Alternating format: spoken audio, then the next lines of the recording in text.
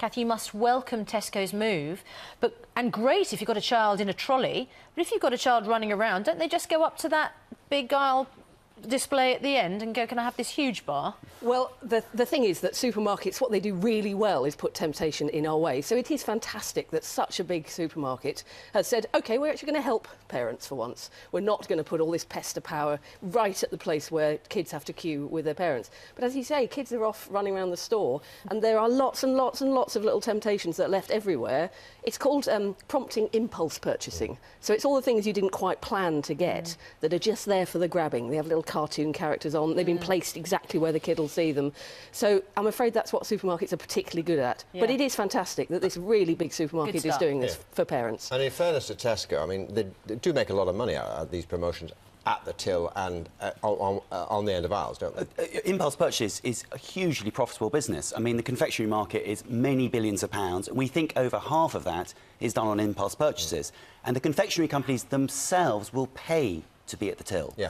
Because confectionery companies, and indeed all of the suppliers of supermarkets, pay extra, big fees, many millions of pounds of fees, to be on certain positions, on certain aisles, to be at the most prominent position. So it's quite a big deal for Tesco to say, OK, we'll take away that money, we'll put that to one side, and we'll try and sell it elsewhere. At the other side of the store. Meanwhile, at shops which aren't supermarkets, we're seeing more chocolates and sweets popping up at the till, aren't we? Yeah, I find this really weird in fashion stores, particularly TK Maxx, Topshop. You have little bags of sweets, impulse buys at tills. Why is that? Well, it has to be because it's hugely profitable. W.H. Smith, every time you buy a newspaper, would you like to buy some chocolate too? No, thank you very much indeed. Well, the trouble is, if we think about our health, it's not just that an extra bar of chocolate has been added to our trolley. That might seem a bit trivial, but actually it's 200 or 300 calories extra food that we might not have planned to buy. At the end of the day, parents can say no.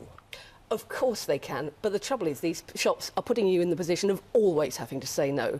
And we heard the lovely lady from the supermarket just there saying, it's turned into a nightmare shopping. Well, why would supermarkets make it a pain rather than a pleasure to shop? And presumably they'll try and make up the money somewhere else, won't they? Oh, they will, and you'll certainly see them down that power aisle down the middle of the big supermarkets where all the big deals are and where the big manufacturers pay to be. You'll see even more chocolate. And there's more chocolate, things like the pound shops now saying an awful lot of chocolate and sweets. What I'd like to see, though, is all the local shops do it, because Sainsbury's, again, announced many years ago they'd ban sweets at tills, but not at Sainsbury's locals. Right. And there are over 500 of them. And again, M&S say, oh, yes, we're very ethical, we don't market sweets at tills to children, but only at tills where there's a conveyor belt. How is that a definition of a till? All the Simply Food stores have got tons of sweets. All right, well, good to talk to you about that this morning, Harry. Thanks. Good to see you. Kath, thank you very much indeed.